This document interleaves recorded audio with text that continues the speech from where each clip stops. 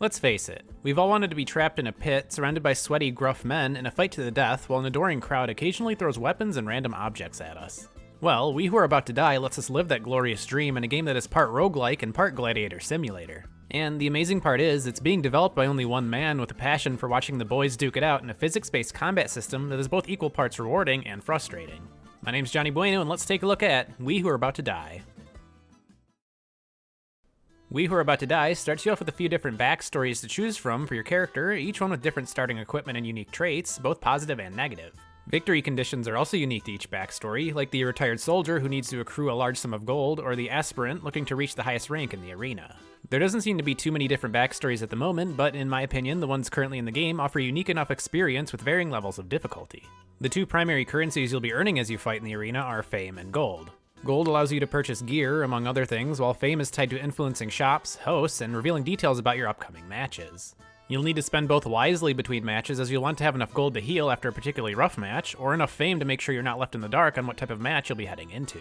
Matches can range from a simple 1 versus 1 to many versus many, which is essentially just when both teams have more than one fighter, to an absolutely chaotic pit fight with multiple different teams. If you're an absolute masochist, there's also a 1 versus many match that, if you can make it out alive on your own against multiple opponents, you'll net a massive reward. I think the match variety so far is great, as each one offered a unique experience that made me think about my role in the fight differently. Sure, it's easy to just sit back and watch the madness unfold in a pit fight while you pick off weak stragglers, but you'll find yourself quickly overwhelmed if you try this in a many versus many fight and you don't contribute. Not to mention, the audience will be pissed off if you don't participate. Another key component to picking matches is taking into consideration who is hosting the match. There are 4 hosts in total, and you'll earn favor with them when you pick their match, while losing a little bit of favor with the others.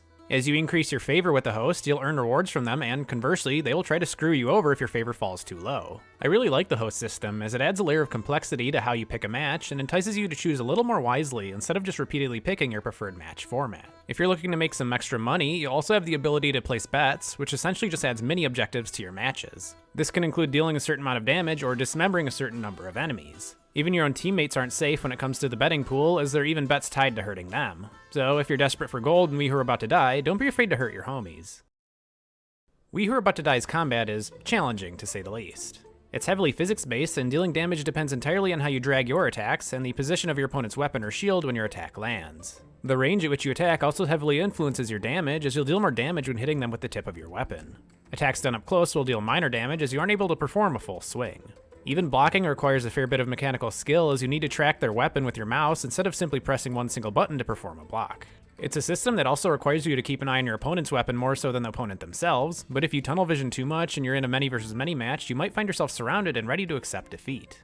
The combat can be extremely rewarding when you successfully block a string of blows from your opponent, all while waiting for a crucial opening in their defense for a high damage strike. Learning how to consistently and effectively do this takes a lot of time, and there will be a lot of frustration along the way as you die time and time again. As you rank up and face more challenging opponents, they'll be doing the exact same thing to you, and I found myself constantly being humbled after I thought I finally got a hold of the game's combat. Early access jank aside, I found We Who Are About to Die's combat pretty intuitive, with an incredibly high skill ceiling that will have you sweating profusely to master it. Naturally, each weapon in the game has their various uses, so it may be in your best interest to try and master each one. Maces are great at bashing in shields and armor, while these spears are great at poking enemies in the head from further away. Understanding how your weapon matches up against your opponent's weapon is key, and maintaining an appropriate range can make all the difference in the arena. I found myself getting absolutely demolished when I slipped up and let an enemy with a short, blunt weapon get too close when I was using a longer two-handed sword or spear. But this is what makes the game's combat absolutely exhilarating. You need to consider every factor when an opponent approaches you, and a split-second wrong decision could lead to some serious damage. The reward comes from being able to analyze each situation and play to your strengths to come out on top. Another key aspect you need to pay attention to in combat is the audience.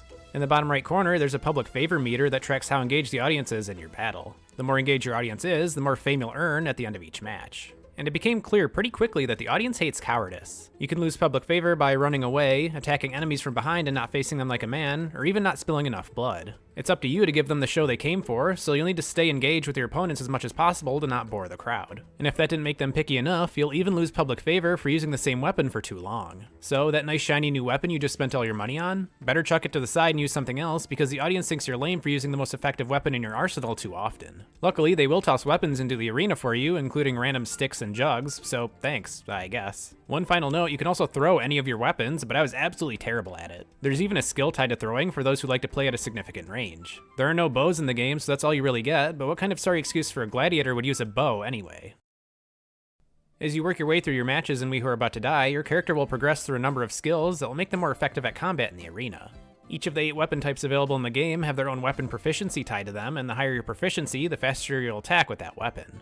There's also general combat prowess skills like movement, stamina, and dashing that you can increase to make your character better at dodging attacks, and allowing you to attack more often with a larger stamina pool. If you're looking to further capitalize on a skill you're already proficient at, or want to boost a lower skill up higher, you can do training regimes at the Scolo between matches at the cost of some gold. The thing is, there's a little bit of risk versus reward here. If you do a training regime, you'll go into the next match with reduced stamina, and the higher the intensity of the training you selected, the more your maximum stamina will be impacted.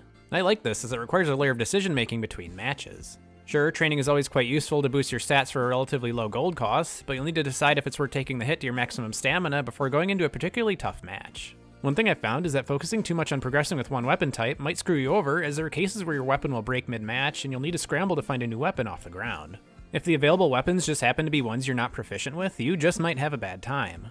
There are even certain matches that will force you to go into battle weaponless and use only what the audience throws at you. So it might be best to find 2 to 3 weapon types you're comfortable with and focus on being skilled with those. This is actually a good thing in my opinion, as it encourages you to figure out how each weapon works in combat. These weapons, along with some armor, can be purchased at the shop, which is randomized every time you finish a match. They'll come in varying levels of quality and have their own perks, like being able to hit multiple enemies or doing bonus damage versus shields, so it's best to pay attention to what each item brings to the table. One very important aspect to pay attention to on gear is the fame multiplier. Some weapons and armor will grant a bonus to how much fame you acquire after a battle, but others will have a negative modifier, forcing you to lose out on some fame should you equip them. I'm honestly not sure if this is randomized or not, but I did notice the negative modifiers were there on most of the heavier armors and larger shields. Meaning if you truly want to be a famous gladiator, your best bet is to charge into battle with nothing on but your weapon of choice. Every time you rank up in the game, you'll have the choice of 2 randomized bonuses to add to your character, like additional gold or an increase in a skill that you probably don't even use. There are some minor roguelite elements here, in that there are bonuses you can get that apply to all future characters, like increasing all stats by a small amount or increasing starting gold.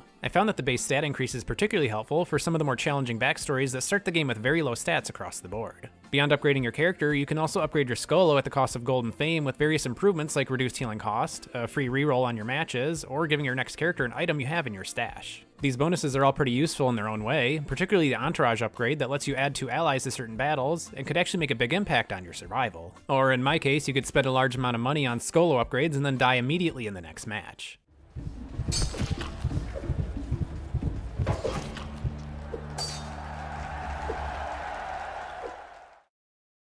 We Who Are About to Die is an insanely promising action roguelike made with love from our good pal Jordy. The visceral physics-based combat with its extremely high skill ceiling will no doubt take countless hours to master, and so far, I've enjoyed every second of it. Of course, the game is still very much in early access, so there's still plenty of features to be added that will hopefully continue to flesh out the game into something truly special. If you enjoyed this video, don't forget to give it a like and let me know what you think in the comments below. I appreciate every bit of interaction and support, as I love making videos like this. So, please subscribe if you want to see more, and thank you for watching.